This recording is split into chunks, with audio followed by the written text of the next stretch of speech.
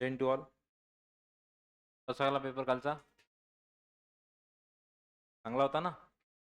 आपण ज्या 7 टेस्ट घेतल्या त्याच्यातले जवळपास बरेचसे क्वेश्चन होते डायरेक्ट इनडायरेक्ट होते. यूपीएससीच्या बॅचचा तर एका विद्यार्थ्याचा कॉल आला होता. जवळपास 46 क्वेश्चन यूपीएससीच्या बॅचमधून आपण जे घेतली होती मेंटरशिपची, त्यातले जवळपास 46 क्वेश्चनचं रिफ्लेक्शन आहे कालच्या पेपरमध्ये. One of the best prediction आहे आपलं. इतिहासाचं सुद्धा जे सांगितलं आपण एरिया तोच आला. तर पॉलिटी इकॉनॉमिक्स एकदम ज्या पद्धतीने सांगितलं होतं त्याच पद्धतीने आलं. भूगोल यूपीएससीच्या विद्यार्थ्याला सांगितलं होतं महाराष्ट्राचं टेन्शन घेऊ नका. ते क्वेश्चन आले 3, ते तिन्ही एकदम बेसिक क्वेश्चन होते. है ना? म्हणून मग करा, फक्त आपल्याच हातात आहे. काही हरकत नाही, आपण करू प्रॉपर. होते अजून किती दिवस आहे? 45 दिवस. किती दिवस आहे? 41. ठीक आहे, 41 दिवस आहे. उद्या आपण 40 दिवसाची स्ट्रॅटेजी, पुन्हा आपला एक सब्जेक्ट संपलाच त्या योगानं पुन्हा आपण स्ट्रॅटेजी उद्या डिस्कस करू. आपला आज पॉलिटी ते संपत आहे. उद्या आपण इकॉनॉमिक्सची स्ट्रॅटेजी डिस्कस करू. परवापासून तुम्हाला इकॉनॉमिक्सचे टार्गेट दिले जातील. ठीक आहे, म्हणजे उद्याचा दिवस आणखी एक तुम्हाला मागचा बॅकलॉग पूर्ण करण्यासाठी आपण देतो. दरवेळेसप्रमाणे सब्जेक्ट संपल्यानंतर आपण सुट्टी देत असतो. कालची जी सुट्टी होती ते परीक्षा होती म्हणून देण्यात आली. त्यामुळे रविवारी सुद्धा सुट्टी असणार नाही. सब्जेक्ट संपल्यानंतर एक दिवस सुट्टी असेल. बघा, सुरू करू. Test number 7. आपले आजचे टार्गेट: केंद्र राज्य संबंध, आंतरराज्य संबंध, केंद्रशासित प्रदेश, आणीबाणी, जम्मू काश्मीर, घटनात्मक संस्था पाहिजे होती तिथं, बिगर घटनात्मक संस्था, कलमे, परिशिष्टे, भाग, खटले, विधान आणि संकीर्ण. एकंदरीत आज आपला पॉलिटीला इतिश्री होत आहे. पॉलिटी आपला संपूर्णपणे टॉपिक वाईज संपत आहे. म्हणजे पूर्ण सिलेबस आपण 1 to 1, याच्यातले काही पॉईंट्स आपण 3-4 मेन्सचे सुद्धा कव्हर करून टाकलेले आहे. आलं लक्षात? त्यामुळे काही अडचण नाही. तुम्ही हा 7 टेस्ट ॲज अ रिव्हिजन म्हणून वापरू शकता. आणि 100% तुम्हाला कालच्या पेपरहून तर गॅरंटी आलीच असेल, तर त्याच्या बाहेर काही जात नाही. ठीक आहे.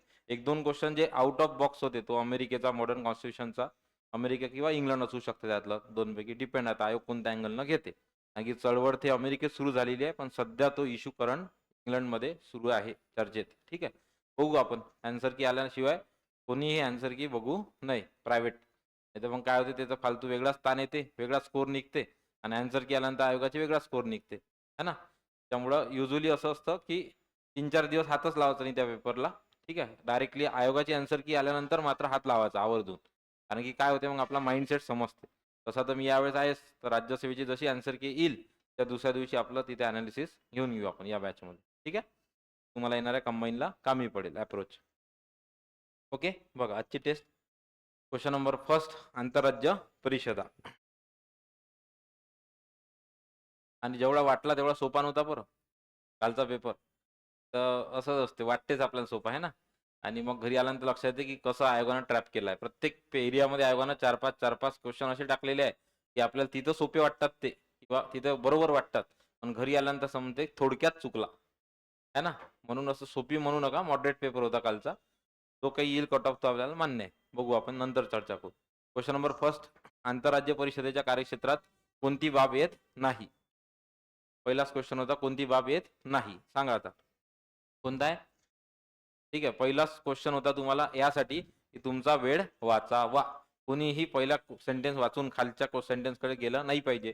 पहिल्या सेंटेन्समध्ये होतं की नदी खोरे याबाबत आपल्याला माहित आहे, की डायरेक्टली आर्टिकल 262 अंतर्गत त्या गोष्टी येतात. मग विचारलं काय तुम्हाला, आंतरराज्य परिषद आर्टिकल 263. डायरेक्टली आन्सर ऑप्शन काय? 1. मग आता तुमचं काय माहिती आहे की ह्या 2, 3, 4 येतात याचा अर्थ, तर मग हे वाचून घ्या. ज्याने हा क्वेश्चन वाचला असता त्याला इथून पुढचा तिसरा क्वेश्चन सॉल्व्ह करता आला असता. बरोबर आहे. आणि हा क्वेश्चन 2022च्या मेन्सचा आहे आणि 2023च्या मेन्सचा विभागीय परिषदेचा क्वेश्चन है ना. आणि याच्यातलंच बघू शकता तुम्ही, खाली दिसेल तुम्हाला 2 ओळी as it is copy paste आहे. या अनुषंगानं तुम्हाला मित्रांनो होमवर्क आहे आज. कोणतं? की विभागीय परिषदा आणि आंतरराज्य परिषदा याचे कार्य वाचून घ्या. सेपरेट वाचा, वेळ घेऊन. किती चांगले झाले असले ना, पुन्हा वाचा. कारण की 24ला माझा 22ला चुकला होता, 23ला बरोबर आला, 24ला पुन्हा चुकला एम एसमध्ये माझा क्वेश्चन त्यावरचा. त्याच्यामुळं पुन्हा वाचा. आणि सोर्स जर कंप्लीट नसेल लक्ष्मीकांत हे आपलं कोळंबे सरांचं, तर लक्ष्मीकांत सरांच्या पुस्तकामध्ये व्यवस्थित यादी दिलेली आहे. आलं लक्षात? पुन्हा वाचा, येऊ शकता हा कंबाईनला क्वेश्चन, विभागीय परिषदा आणि आंतरराज्य परिषदा त्या अनुषंगानं महत्त्वाचा आहे. बाकी मग राज्यात उद्भवणाऱ्या विवादाबाबत चौकशी, पुन्हा इंटरस्टेट काउन्सिल, केंद्र राज्य समानहित इंटरस्टेट कौन्सिल आणि विशेषतः त्या संबंधित धोरण व कृती इंटरस्टेट कौन्सिल यांच्या बाबी आहे अंतर्गत. पहिली बाब नाही, त्यासाठी स्वतंत्र आर्टिकल 262 नदी बोर्ड कायदा 1956 अस्तित्वात आहे. ठीक आहे. नेक्स्ट पुढचा क्वेश्चन, कोण आंतरराज्य परिषदेचा सदस्य असणार नाही? सांगा कोण? राष्ट्रपती असते का? कधी आपण वाचलेलं नाहीये. सर्व राज्याचे मुख्यमंत्री तसेच पंतप्रधान अध्यक्ष असतात आणि विधानसभा असलेल्या केंद्रशासित प्रदेशाचे मुख्यमंत्री हे त्यामध्ये सदस्य असतात. लक्षात ठेवा, तिथं वेळेच्या घाईमध्ये आपण चुकतो.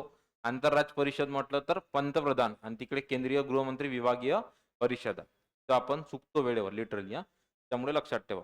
आन्सर ऑप्शनचं काय? 4 सदस्य असणार नाही. नेक्स्ट पुढचा क्वेश्चन, क्वेश्चन नंबर 3. विभागीय परिषदेची उद्दिष्टे आणि कार्य पुढील प्रमाणे सांगा. राज्याच्या मर्यादित साधन सामुग्रीचा अधिक योग्यरित्या वापर होण्याबाबत खात्री करणे. होल्डवर ठेवू आपण. दुसरं, राज्यवाद, प्रादेशिकवाद, भाषावाद आणि संकुचितवादी तीव्र वृत्ती यांना आळा घालण्यास सहाय्य करणे. एक्झॅक्टली कॉपी पेस्ट आहे लक्ष्मीकांत सरांच्या पुस्तकातून. हो बरोबर आहे. विविध राज्यांनी मंजूर केलेल्या कायद्यामध्ये परस्परार्थी संघर्ष येऊ नये याची खात्री करणे. आता विविध राज्यांनी इतर कोणाचं कार्य असेल? आंतरराज्य परिषदेचं, म्हणजे क ऑप्शन माझं असणार नाही. लक्षात घ्या, क ऑप्शन असणार नाही. नंतर वाचू, देशात भावनिक ऐक्य साध्य करणे. मग विचारल्या उद्दिष्टे किंवा कार्य पुढील प्रमाणे, तर उत्तर आहे ब आणि ड बरोबर. डायरेक्टली सुटतं. विविध राज्यांनी मंजूर केलेल्या कायद्यामध्ये परस्पराशी संघर्ष येऊ नये याची खात्री करण्याचं काम हा राज्याचा प्रश्न आहे. मग आंतरराज्य परिषद. विभागाचा प्रश्न असेल तर कुठे जाईल? विभागीय परिषद. ठीक आहे. त्यामुळे हे समजून घ्या बरोबर. त्या अनुषंगाने उत्तर काय? आन्सर ऑप्शन 2 बरोबर, ब आणि ड. पुन्हा सांगतो एकदा, आज गेल्यानंतर विभागीय परिषदा आणि आंतरराज्य परिषदा याचे कार्य आणि त्याचं फंक्शनिंग ऑब्जेक्टिव्ह वाचून घ्या. नेक्स्ट पुढचा क्वेश्चन, चौथा, विभागीय परिषदाबाबत कोणती विधाने बरोबर नाहीत? आणि युजली तुम्ही एक ट्रेंड आहे, विभागीय परिषद असो किंवा आंतरराज्य परिषद करण्याचा कल आयोगाचा नेहमी निगेटिव्ह असतो. म्हणजे याच पेपरमध्ये बघू शकता, विभागीय परिषदेबाबत तिन्ही क्वेश्चन हे निगेटिव्ह विचारले की कोणते बरोबर नाहीत. सगळ्यात पहिला मुद्दा, संविधानात्मक आहे का? नाही. वैधानिक कायदा आपल्याला माहिती आहे 1956च्या अस्तित्वात आल्या त्या अनुषंगाने. आणि कायदा कोणता? 1956चा राज्य पुनर्रचना कायदा. म्हणजे ब सेंटेन्स बरोबर आहे. बरोबर नाहीत म्हणते. केंद्रीय गृहमंत्री असतात का? यस, केंद्रीय गृहमंत्री आहे विभागीय परिषदा. आत्ताच सांगितलं ना, केंद्रीय गृहमंत्री विभागीय परिषद अध्यक्ष असतो. बरोबर आहे. आंतरराज्य परिषद म्हटलं तर पंतप्रधान. भारतात एकूण 7 विभागीय परिषदा देशातील प्रत्येक विभागासाठी, असं आहे का? नाही. एकंदरीत पहिले 5 होत्या, पूर्व पश्चिम उत्तर दक्षिण आणि मध्य, अलाहाबाद. आणि नंतर मग 6वी नॉर्थ ईस्ट साठी 1971 ला स्थापन झाली. त्यामुळे सध्या एकंदरीत 5+1 आहे, 7 तर नाहीच आहे. ठीक आहे. त्यामुळे मग विचारलाय बरोबर नाहीत, मग अ आणि ड बरोबर नाही. Answer option 2. नेक्स्ट पुढचा क्वेश्चन, फॅन तुम्ही बंद केले का? करून घ्या ना ऑन पूर्ण सफोकेशन. फॅन फॅन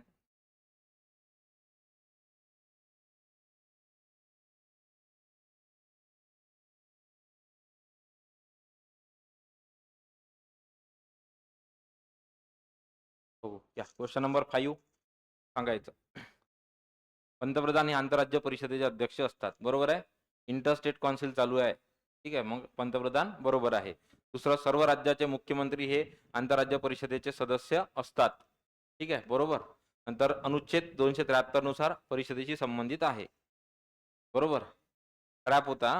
तसं आठवते कॅगचा क्वेश्चन होता 48 वाला, तसं इथे होतं 263. आणि मी आठवत असेल तुम्हाला, 3 लाईन स्टेटमेंटमध्ये नेहमी तिसरं सेंटेन्स काळजीपूर्वक वाचा असं सांगितलं होतं. आणि हे प्रत्येक क्वेश्चनला बऱ्यापैकी लागू होतं. ठीक आहे. 2 मध्ये तुम्हाला आयोग फ्लो मध्ये आणते, तिसऱ्यामध्ये ट्रॅप. ठीक आहे. इथं 263 पाहिजे होतं. फ्लो मध्ये जाऊ नका. योग्य विचारलाय. आन्सर ऑप्शन फक्त अ आणि ब योग्य. करंटच्या क्वेश्चनचाही सोर्स सापडू शकत नाही, पण लॉजिक न येतात. ते मी काल स्वतः माझे 12 बरोबर आहे. बरोबर करंटचे कालच्या पेपर मधले. कारण काय? फक्त लॉजिक. जवळपास 5 ते 6 क्वेश्चनचं मी तुम्हाला लॉजिकच सांगतो कसं येते. सांगतो आन्सर की आल्यानंतर. ठीक आहे. नेक्स्ट पुढचा क्वेश्चन, क्वेश्चन नंबर 6. विभागीय परिषदा या घटनात्मक संस्था. बरोबर. आताच पालन आपण वैधानिक बोलत जा. ठीक आहे. ऍक्टिव्ह पार्टिसिपेशन पाहिजे. ठीक आहे. विभागीय परिषदा ह्या वैधानिक आहे, 56च्या कायद्यानुसार चुकलेला आहे.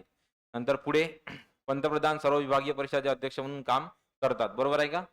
विभागीय परिषदाचे पंतप्रधान म्हणते नाही, केंद्रीय गृहमंत्री. त्यामुळे हा गेला. प्रत्येक मुख्यमंत्री आडीपाडीने, बरोबर आहे. उपाध्यक्ष असतो, लक्षात ठेवा, स्टार करा, महत्वाचा आहे. दरवर्षानंतर बाय रोटेशन उपाध्यक्ष म्हणून काम करतो. आणि 2 किंवा अधिक विभागीय परिषदेच्या संयुक्त बैठकीच्या अध्यक्षस्थानी केंद्रीय गृहमंत्रीच भूषवतो.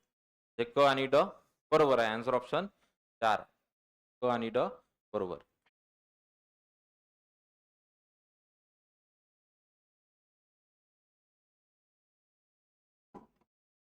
नंतर पुढचा क्वेश्चन नंबर 7 चांगला आहे, स्टार करा, महत्वाचा आहे.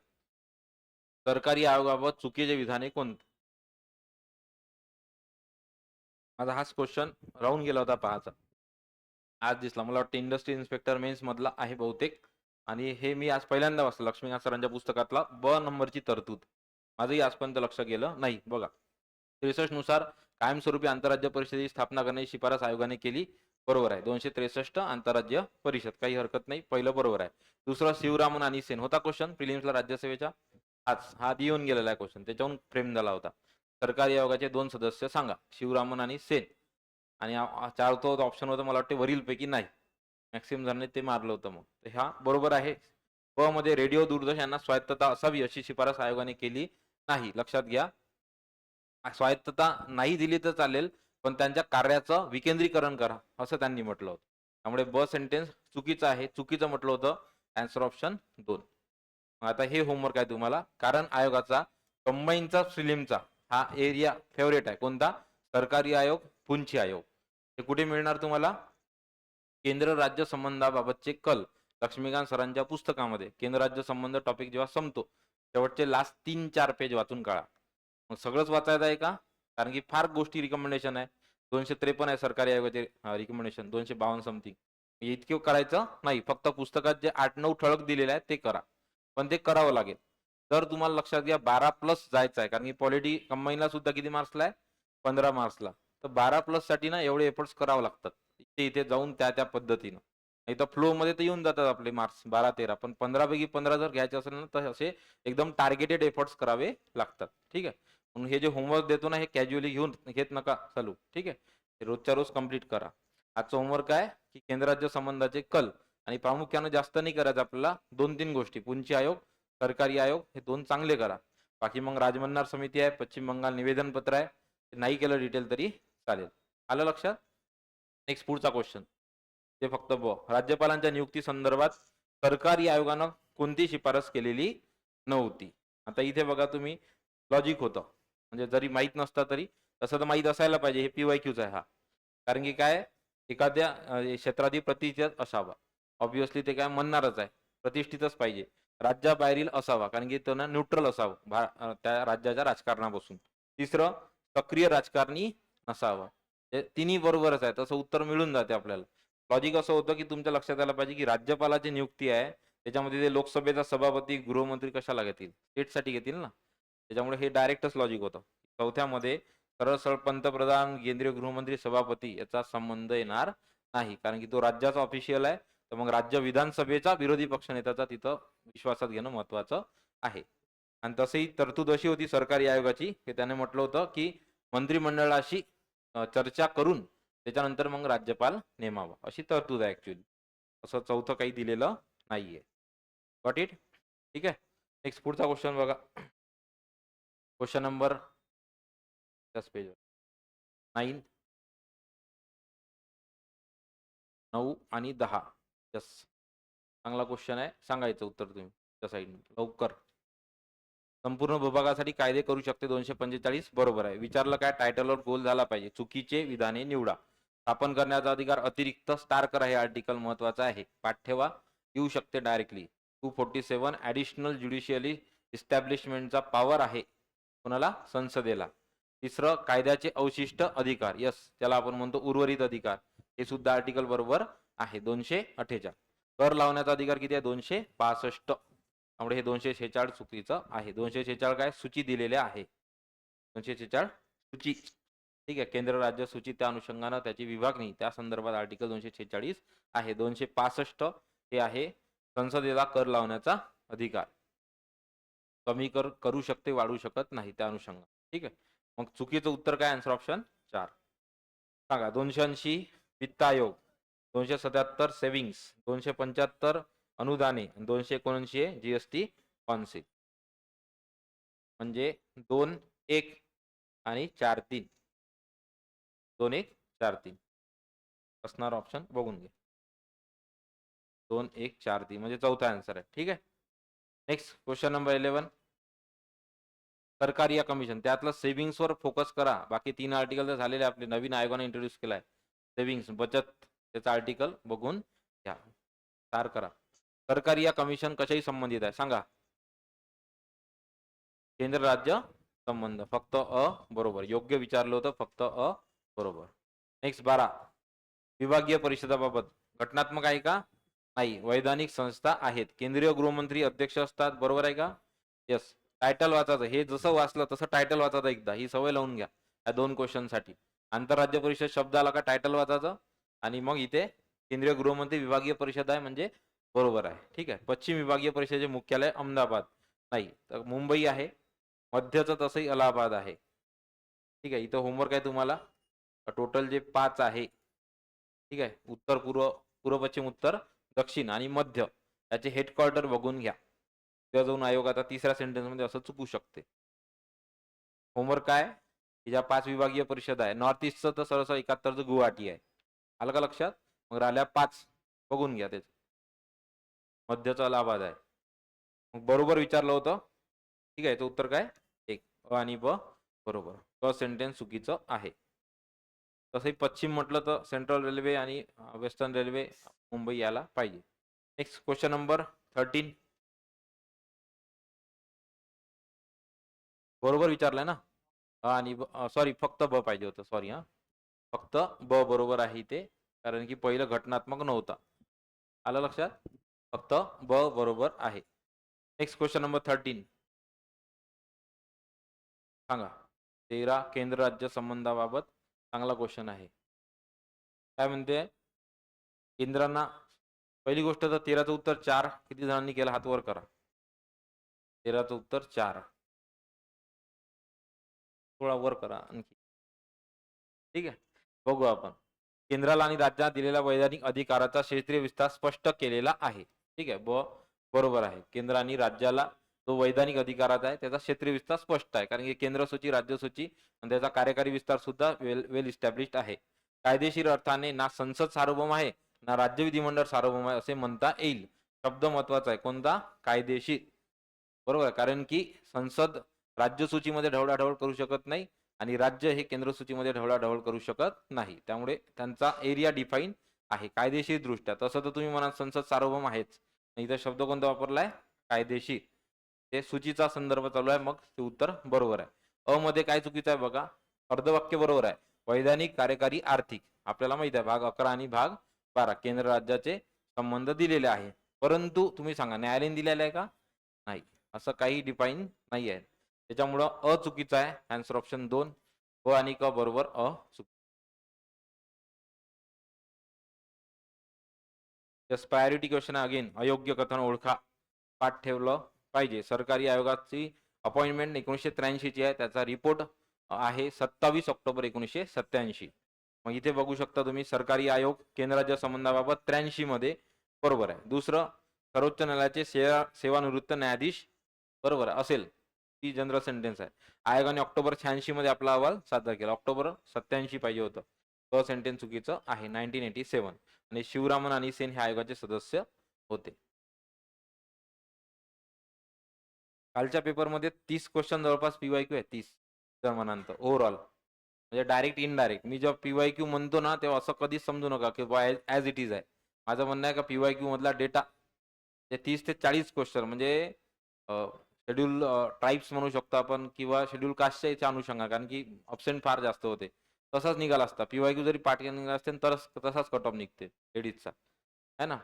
मुद्दा पीवायक्यू इतके महत्त्वाचे आहे की मी तुम्हाला डिफाईन नाही करू शकतो. पीवायक्यूवर ज्याची कमांड आहे ना त्याचा आरामात प्रिलिम्सला काहीच त्रास जात नाही.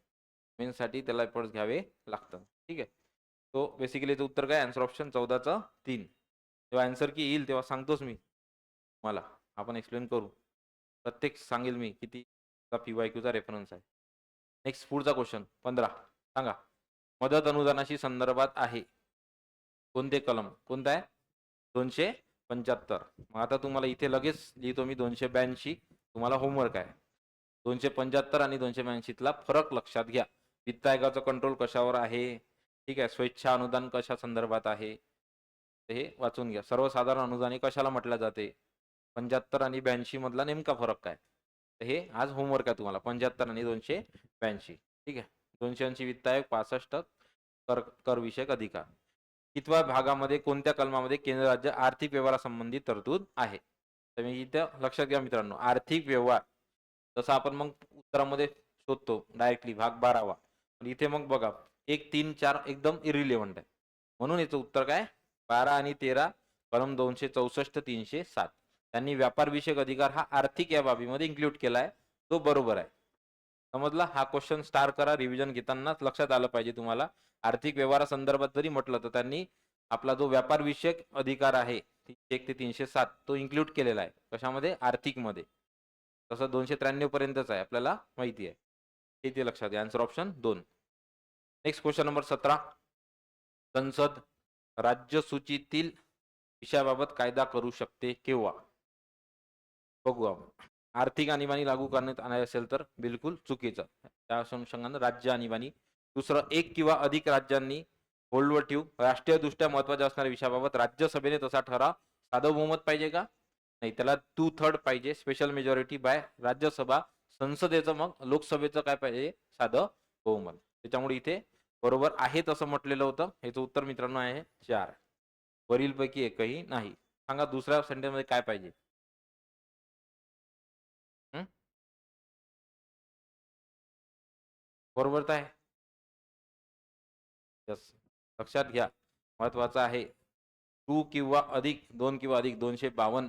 ठीक आहे. आर्टिकल 249, 50, 252 आणि 253. तर 252 यामध्ये डायरेक्टली राज्यघटनेत नमूद आहे. 2 किंवा अधिक राज्यांनी विनंती केल्यास मग राज्यसूचीवर कायदा करण्याचा संसदेचा अधिकार. हे स्पेशल वर्डिंग आहे मित्रांनो, लक्षात घ्या. 2 किंवा अधिक. आपलं जेव्हा लक्ष नसते पॅसिव्ह रीडिंग मोडमध्ये आपण जातो तेव्हा आपण इथे सहज चुकवतो. सहज आपल्याला वाटतं 1 किंवा अधिक, पण फरक पडते. पुढच्याच क्वेश्चन मध्ये फरक पडते पहा.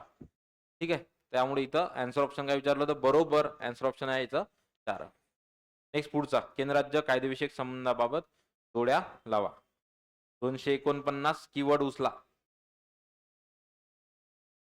पूर्ण पाठ नाही करत बसायचं. राष्ट्रहित 249, 250 आणीबाणी 252, 2 किंवा अधिक राज्य आहे इथेच खाली जोड्या लावामध्ये होता. आणि 254 संसदेने केलेल्या कायद्याची विसंगती.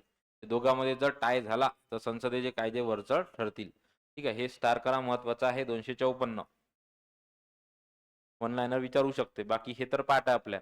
253 आंतरराष्ट्रीय कायद्याविषयक अंमलबजावणी. बरोबर आहे. हे 4 अपवादात्मक परिस्थिती आहे ज्याच्यामध्ये राज्यसूचीवर संसद कायदा करू शकते. म्हणजे आपली राज्यघटना जशी संघात्मक आहे पण या आर्टिकलच्या वेळेस ती एकात्मक होऊन जाते. समजत आहे का? ठीक आहे. त्यामुळे आन्सर ऑप्शन 18चं उत्तर बघून घ्या. 4 3 2 एकच आहे वाटते. 4 3 252चं 1 2 पहिलं आहे का उत्तर? 18चा आन्सर 1. नेक्स्ट पुढचा क्वेश्चन 19 सांगा. आत्ताच बघितलं आपण की संसदेला राज्यसूची बाबीवर केंद्राचा कायदा करायचा असेल तर किती राज्यांनी तशी विनंती केली पाहिजे? किती पाहिजे? 2 किंवा अधिक राज्य. Answer option 2. 20 बिनचूक सांगा.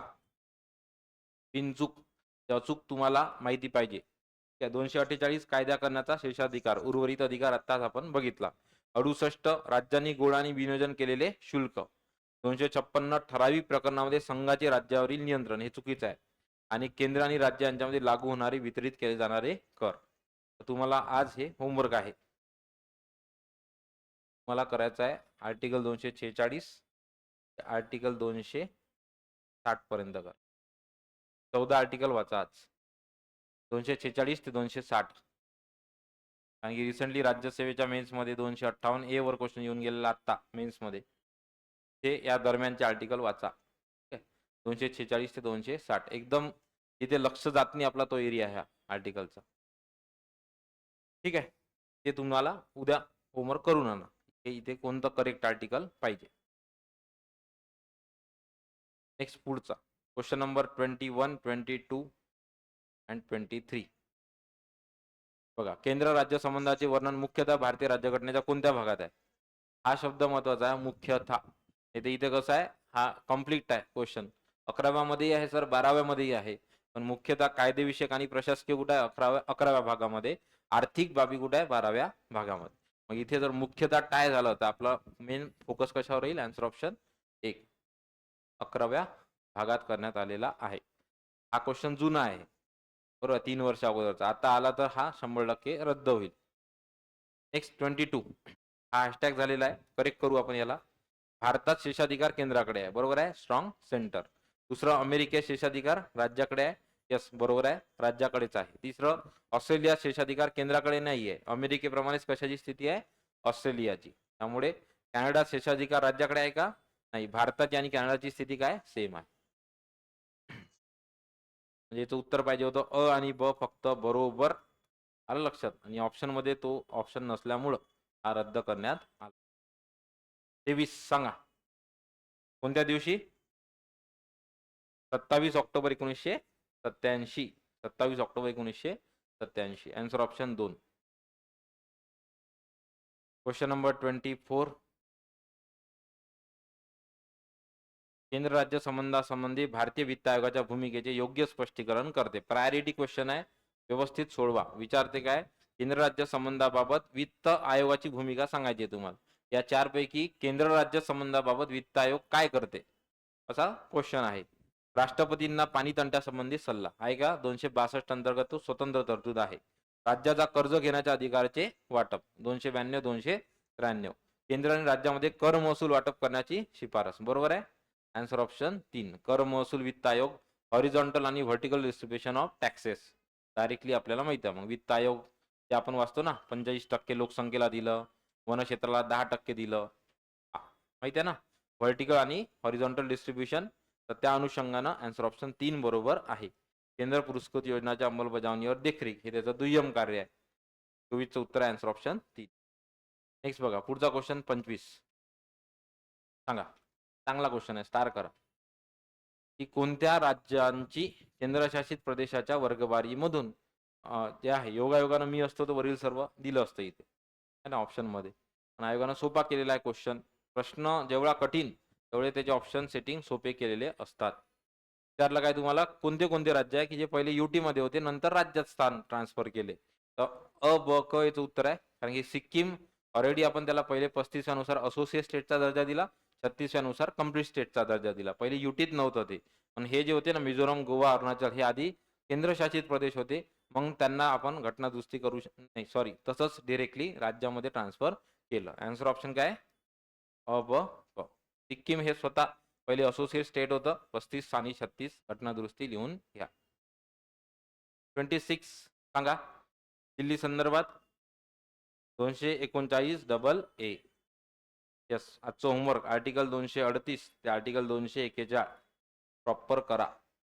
त्याच्यातले जे सब क्लॉज आहे ए ए, ए बी आणि बी, हेच पहा, आयोगाचेच 4 ऑप्शन सेट केलेले आहेत. हे 4च ऑप्शनवर उद्या जाऊन तुम्हाला डायरेक्टली कंबाईन मध्ये वन लाईनर क्वेश्चन येऊ शकतो. ठीक आहे, किंवा बी स्थिती काय सांगतो, हायकोर्ट कुठे आहे युटीचं, ए बी मध्ये मग घटनात्मक परिस्थिती कोलमडली तर काय होते, ते समजून घ्या प्रॉपर. 238 ते 241 होमवर्क आहे. उद्या आपण क्वालिटी आजचा आपण समअप करतोय म्हणून होमवर्कची संख्या जास्त आहे. त्यातल्या त्यात उद्या तुम्हाला बॅकलॉगसाठी वेळ आहे म्हणून. ठीक आहे. नेक्स्ट 27, दिल्ली संबंधात कोणती विधाने बरोबर आहे? यस, 69वी घटना दुरुस्ती एनसीआर बरोबर आहे. दिल्लीचा समावेश केंद्रशासित प्रदेशा वर्गातच करण्यात आलेला आहे, बरोबर आहे, एनसीआर असून. दिल्लीत सध्या विधिमंडळ आणि मंत्रिमंडळ दोन्ही आहे. स्वतःचं राज्य विधिमंडळही आहे आणि मंत्रिमंडळ सुद्धा आहे. आणि 90 मध्ये हा विशेष संसदीय कायदा पारित दिल्लीचा जो आहे दर्जा वाढवण्यात आला, बरोबर आहे का? संसदीय कायदा होता का? पॉंडिचेरी संसदीय कायदा नाही. 90च्या अनुषंगाने एनसीआर जी आहे 69वी घटना दुरुस्ती, त्यानुसार आपल्याला माहित आहे याच्यासाठी काय झालेली आहे, अमेंडमेंट झालेली आहे. कोणती? 69वी घटना. त्यामुळे ड सेंटेन्स चुकीचा आहे. आन्सर ऑप्शन 2, 27चं उत्तर 2 आहे. Question number 28, 28. Yes, very intellectual question. जर पूर्णचा फोकस नसेल तर चुकला असेल तुमचा. बरोबर विचारलाय. ऑप्शन बरं झालं सोपे सेट केलंय, नाही तर तुम्ही ट्रॅप झाले असता 100%. पहिल्या सेंटेन्समध्ये काय चुकीचं आहे? रोमन. ठीक आहे. आणि मी तुम्हाला लिहून घ्या. पार्ट्समध्ये जेव्हा जेव्हा रोमन येते तेव्हा आपण अलर्ट होऊन जायचं. अलर्ट व्हायचं. एकदा पुन्हा पाहायचं त्या रोमन आकड्याकडे. तुम्हाला इथं इल्युजन आहे. इल्युजन म्हणजे काय? XIX आहे. 14 बद्दल बोलता येतो ॲक्चुअली. ठीक आहे. 19 बद्दल. तुमचा पाहिजे 21 तुम्हाला. XXI. रोमन आकड्यावर आयोगाने आतापर्यंत 2दा क्वेश्चन विचारलेला आहे आणि दोन्ही वेळेस रोमन आकडे चुकवलेले आहे. एक हा जम्मू काश्मीरचा विचारलाय, एक आणखी विचारलेला आहे. ठीक आहे. मला वाटते 7वा की 8वा मध्ये काहीतरी चुकवलेला आहे. जम्मू काश्मीरला विशेष दर्जा प्रदान करण्यासाठी बरोबर आहे. जम्मू काश्मीर राज्याच्या संदर्भात वैधानिक अधिकारावर बंधने घातली होती. बरोबर आहे. चौथ्यामध्ये निर्गमित अध्यक्ष आदेशात 370 कलम पूर्णपणे आहे का? नाही. अंशतः वगळण्यात आले. म्हणून विचारलाय तुम्हाला बरोबर. आन्सर ऑप्शन 2 ब आणि क बरोबर. रोमन आकड्याचा लिहून ठेवा त्या प्रश्नाच्या बाजूला, की पॉलिटीमध्ये जर रोमन आकडे आले तर मग मी काळजीपूर्वक वाचेल. Next question number 29. दोन्ही सेंटेन्स बरोबर आहे, पण इथे महत्वाचं आहे, स्टार करा आणि व्यवस्थित डोक्यात घ्या रिव्हिजन करताना, की राष्ट्रीय आणीबाणीच्या काळात लोकसभेचा कार्यकाळ एका वेळेस 1 वर्ष. नाही तर काय असते, आपण वाचतो सगळ्या ठिकाणी 6 महिनेच वाटते मग आपल्याला. पण हे अपवाद आहे, की एके वेळेस 1 वर्षानं वाढवता येते. सेंटेन्स बरोबर आहे. बाकी मग इतर सर्व ठिकाणी जवळपास 6 महिनेच आहे. मग खालचं जे म्हणते, की लोकसभेचा कार्यकाळ 6 महिन्यापेक्षा जास्त वाढवता येत नाही. आणि राष्ट्रीय आणीबाणी सुद्धा एका वेळेस किती महिन्यानं वाढवता येते? 6 महिन्यानं विशेष बहुमत पाहिजे. लक्षात घ्या. बाकी राष्ट्रपती राजवट, आर्थिक आणीबाणी साधंच बहुमत पाहिजे. राष्ट्रीय आणीबाणी लावताना सुद्धा विशेष बहुमत, पुढे घेताना सुद्धा विशेष बहुमत. मात्र रद्द करताना कोणाचं? फक्त लोकसभेचे. 44वी घटना दुरुस्ती. योग्य विचारलाय. दोन्ही सेंटेन्स बरोबर आहे. हे स्टार कर्जा महत्वाचं आहे. आठवाल, की इथे फक्त 1 वर्ष आहे. कार्यकाल सभागृहाचा, विधानसभेचा असो किंवा लोकसभेचा असो. नेक्स्ट क्वेश्चन नंबर पुढचा 3 याचं उत्तर 29. 30 सांगून द्या. सशस्त्र बंड कोणती घटना दुरुस्ती आहे? 44वी. आणि मग मागे मी त्या दिवशी दुसऱ्याच लेक्चरला सांगितलं होतं, 42 आणि 44 मध्ये तुलना करा. 42वी घटना आणि 44वी घटना दुरुस्ती. Next question number 31. 356 सोपा क्वेश्चन होता. जर म्हणते आहे राष्ट्रपती राजवट कंटिन्यू करायची असेल तर कोणते 2 ग्राउंड्स त्याच्यासाठी आहे? पहिलं, राज्यपालांनी काही संबंध येत नाही. राष्ट्रपती राजवट, मग इथे राज्यपालाचा काही संबंध येणार नाही. त्याच्या अहवालानं वगैरे आपण म्हणू शकत नाही. पहिल्यांदा सुरुवातीला लावताना मात्र त्याचा अहवाल जातो. दुसरं, केंद्रीय कॅबिनेटने राष्ट्रपती राजवट चालू ठेवणे आवश्यक आहे असे राष्ट्रपती लेखी कळवते. केंद्रीय कॅबिनेट पाहिजे होता की इथं? नाही. लक्षात घ्या, चुकीचं आहे. तर संबंधित राज्यात काही अडचणीमुळे विधानसभेच्या निवडणुका घेणे अवघड आहे असं कोण सांगितलंय? निवडणूक आयोग. यस, हे ग्राउंड बरोबर आहे. निवडणूक आयोग सर्वोच्च आहे.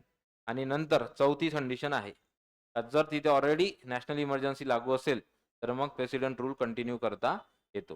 म्हणजे क आणि ड बरोबर आहे. Answer option 3. 31चं उत्तर 3. Next question number 32. सांगा, आर्थिक आणीबाणीच्या अनुषंगानं कोणाकडे असेल सगळे पॉवर्स? आर्थिक व्यवहार विभाग. स्टार करा हा क्वेश्चन. तसेच क्वेश्चन आपल्याला वेळेवर धोका देतात. आपल्यासाठी सोपे आहे, परंतु याला जर रिव्हिजन भेटली नाही तर वेळेवर मग महसूल खर्च सगळे सारखेच वाटतात. आर्थिक व्यवहार विभाग 360 नुसार आर्थिक आणीबाणीचे व्यवस्थापन. Next question number 33.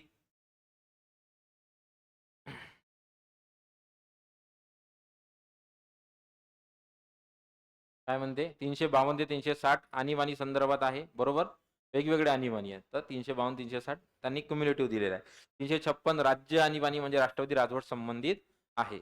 आणि भारतीय राज्यघटनेतील 360 राष्ट्रीय आणीबाणीशी संबंधित आहे. बरोबर आहे. ट्रॅप किती सेंटेन्स आहे? 3 सेंटेन्स. तिसऱ्या सेंटेन्स मध्ये ट्रॅप आहे. त्याला म्हटलं ते अनालिसिस. ठीक आहे, बरोबर आहे.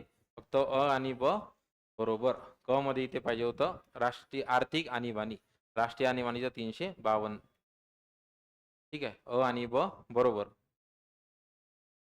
कालच्या करंटच्या 2 क्वेश्चन मध्ये लॉजिक लागलं असतं. नेक्स्ट पुढचा 35.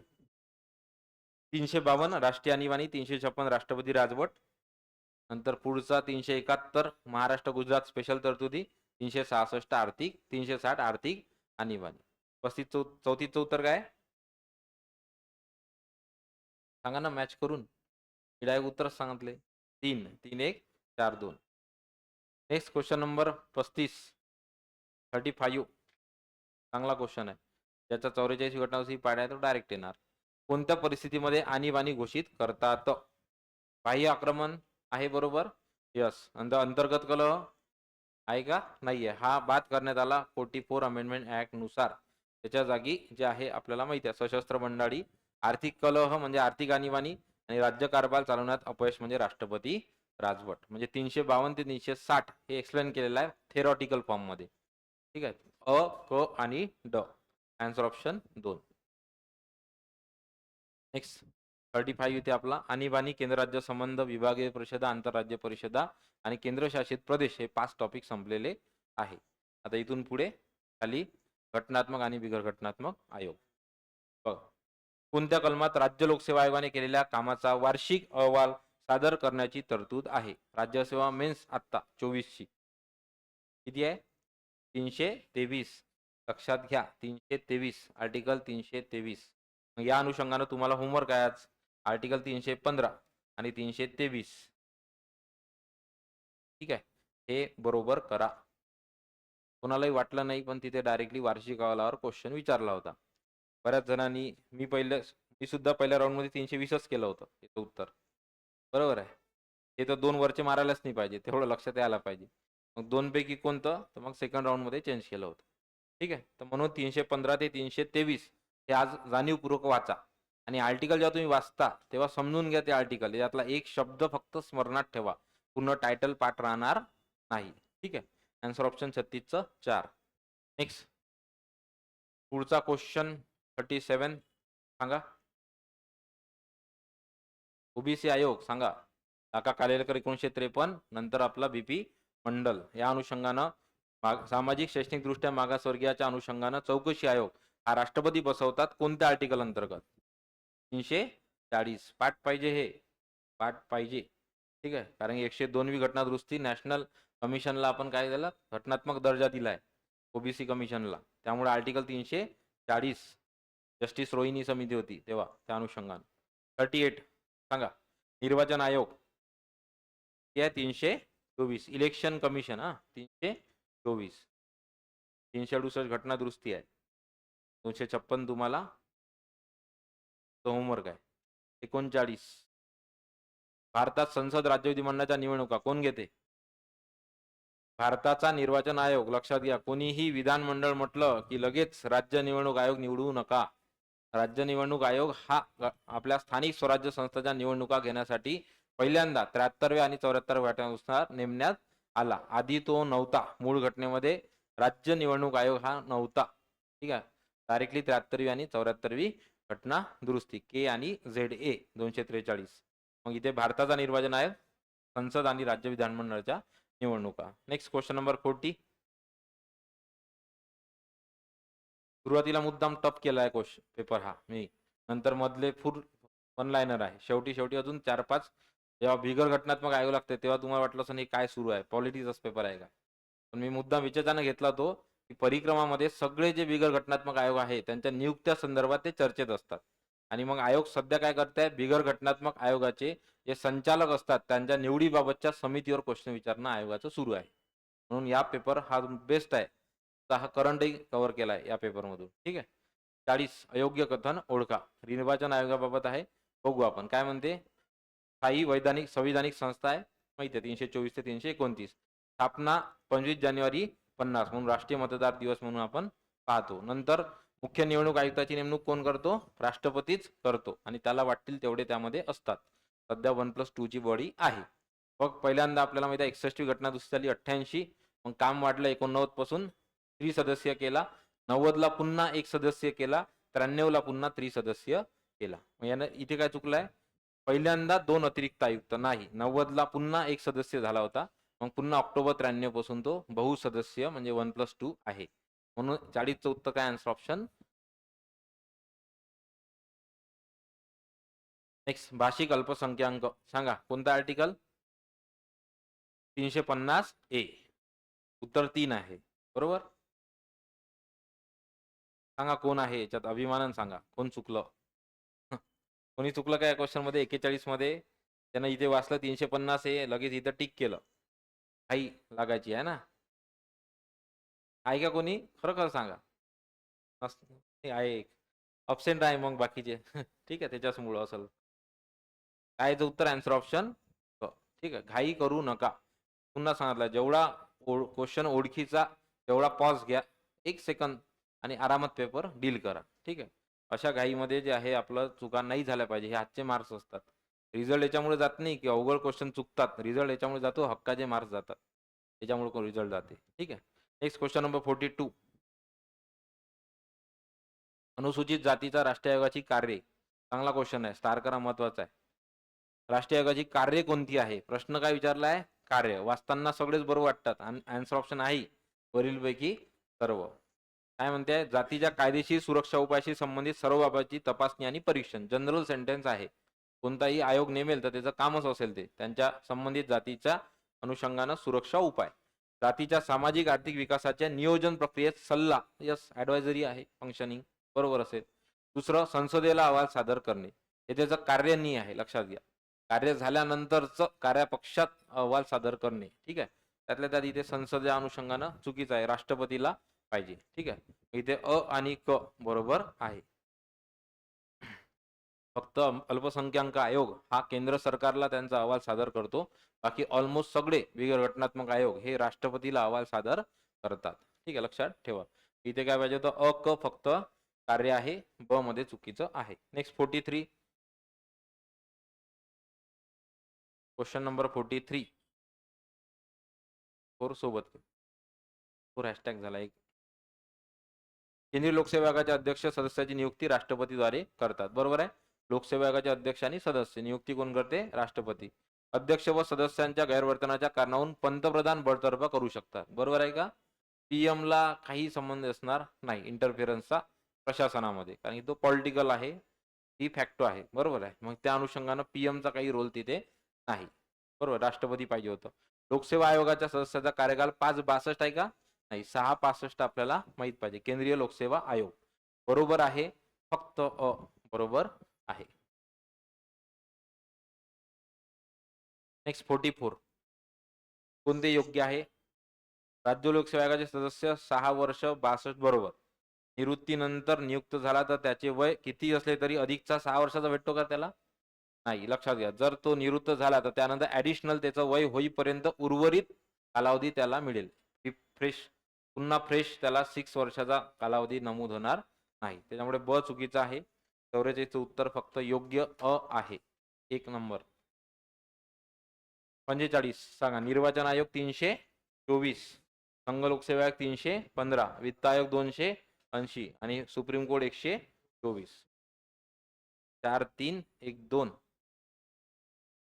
ठीक आहे, 2 नंबरचं उत्तर आहे. 45चं उत्तर 2. Next question number 46. यस, चांगला क्वेश्चन आहे. नीती आयोग राज्यसेवा मेन्स 2024 आत्ताची 23 किंवा 24चा आहे हा क्वेश्चन. नीती आयोगाबाबत चुकीचे. काय उत्तर आहे? वेळ वाचला असता, संपला विषय पहिलाच. दर्जा कॅबिनेट मंत्र्याचा आहे का? उपाध्यक्षाचा? बरोबर आहे. लक्षात घ्या. चुकीचं म्हणते. पूर्णवेळ सदस्य असल्यास दर्जा राज्यमंत्र्याचा आहे. बरोबर. तिसरं, पदसिद्ध सदस्याची नियुक्ती पीएम द्वारे होते. बरोबर. ते उपाध्यक्ष नियुक्ती राष्ट्रपती आहे का? नाही. नीती आयोग हा स्वतः पंतप्रधान नरेंद्र मोदीच्या अनुषंगानं एक्झिक्युटिव्ह पॉवर्सनं निर्माण झालेला आहे. काय? मंत्रिमंडळाच्या रिझोल्युशननं निर्माण झालेला आहे. मग त्याच्यावर जे आहे रबर स्टॅम्प म्हणजे त्या अनुषंगानं प्रेसिडेंटचा काही अधिकार असणार नाही.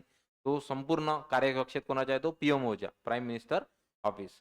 मग त्याची नियुक्ती सुद्धा कोण करेल? स्वतः प्रधानमंत्री. म्हणून इथे राष्ट्रपती येणार नाही. सुमन बेरी आहे ना सध्या उपाध्यक्ष?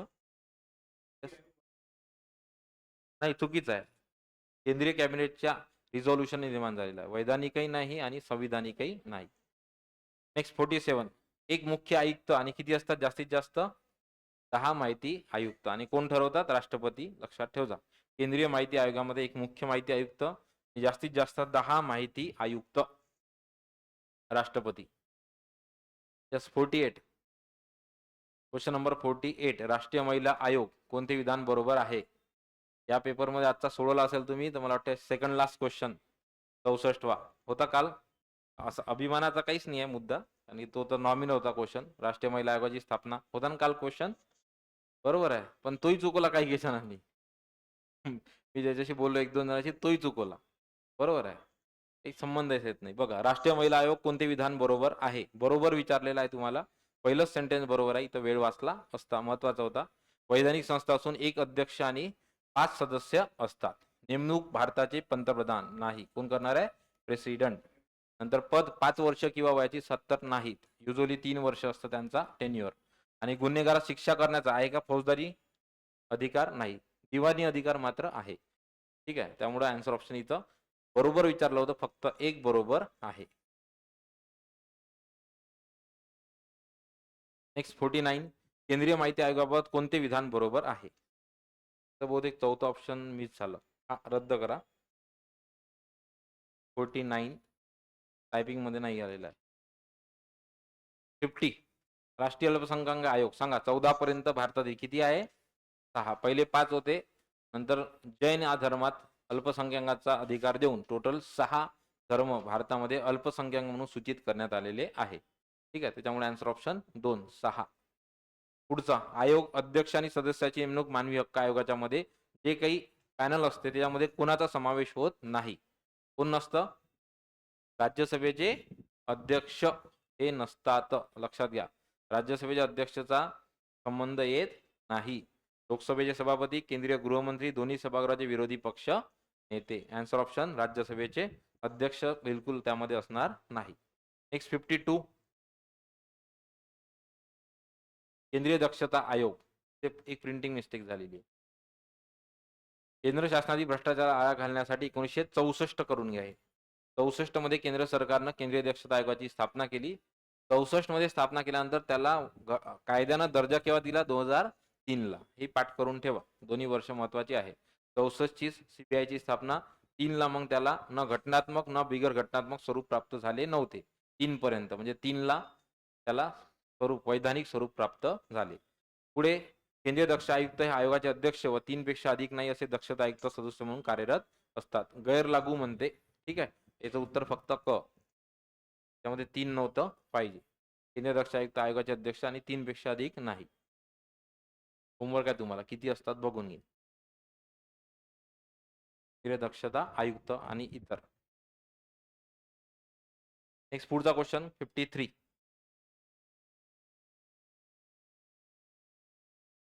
सांगा काय उत्तर? 53. जाती जमातीचे दावे बरोबर आहे. 335 मध्ये त्यांना स्पेशल रिझर्वेशन आहे 335. मातृभाषेतून सूचना बरोबर आहे 350 ए. हिंदी भाषेचा विकास बरोबर आहे का? नाही, 351 पाहिजे होतं. 350 बी भाषिक अल्पसंख्याक अधिकारी 7व्या घटना दुरुस्तीने ऍड केलेले आहे, लक्षात ठेवा. ए आणि बी 350 हे 7th अमेंडमेंट ऍक्ट नुसार ऍड केलेले आहे. मग योग्य विचारलं होतं फक्त अ आणि ब. नेक्स्ट भाग 20वा घटना दुरुस्ती, भाग 18वा आणीबाणीच्या तरतुदी, भाग 15वा निवडणुका आणि भाग 11वा केंद्र राज्य संबंध. हे 2 1 3 4 कोणता ऑप्शन आहे? 4. ठीक आहे. 54चं उत्तर 4. नेक्स्ट 55. ज्यानं कालचं होमवर्क केलं त्याला हा क्वेश्चन जमला असेल. सांगितलं होतं काल की भाग परिशिष्ट आठवं आणि त्याच्या भाषा वाचा. तसं तर हा क्वेश्चन रिपीटच झाला होता काल. तो जरी माहित असता तरी आलं असतं. पण उर्दू बद्दल मग तुम्ही जर कालचं होमवर्क नसं केलं तर कन्फ्यूज असता. ठीक आहे. काय म्हणते भाग 8 मध्ये, अनुसूची 8 मध्ये, सॉरी परिशिष्ट 8 मध्ये कोणत्या भाषाचा समावेश करण्यात आलेला आहे? इंग्रजी तर इलिमिनेट करा. इंग्रजी ऑप्शन गेले. मग अ ब ड की अ ब ड ई? हा क्वेश्चन होता डिसाइडिंग. हा क्वेश्चन सांगते तुम्ही किती आवडीनं अभ्यास करता. आलं हा. इथे अ ब ड आहेच, मणिपुरी, नेपाळी, सिंधी, मात्र उर्दू सुद्धा आहे. आन्सर ऑप्शन काय? 3 अ ब ड ई.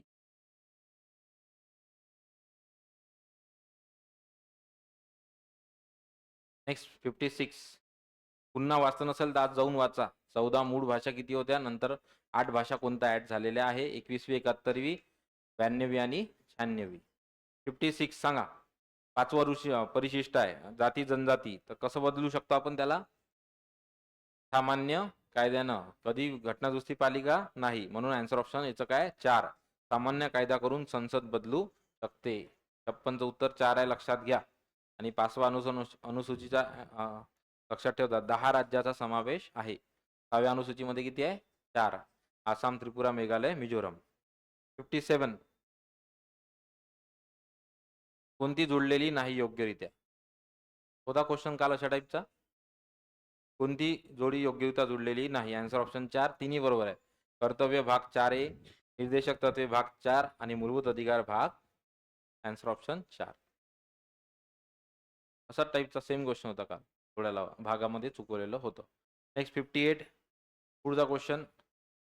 यस, होमवर्क आहे, चांगलं करून ठेवा. आणि मागे सांगितलं होतं होमवर्क तुम्हाला की ऑर्डर ऑफ प्रिसिडन्स हा 1 ते 21 पर्यंत पाठ असला पाहिजे. युजली 1 ते 11 पर्यंत चांगला करा, महान्यायवेदीपर्यंत.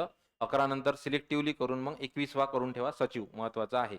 इथे बघा आता पंतप्रधान एकावरूनच आलं असते. ब चं काय पाहिजे? 7A, 7A, 9A आणि 5A. 5A उपपंतप्रधान, 7A हे आणि 9 वर 3 जण आहे. कॅग UPSCचा अध्यक्ष आणि आपला निवडणूक आयुक्त. मग इथे बघा ब चं उत्तर 1 कसं आहे? आन्सर ऑप्शन PM करून ठेवा. ऑर्डर ऑफ प्रिसिडन्स मध्ये 3ऱ्या क्रमांकावर आहे पंतप्रधान.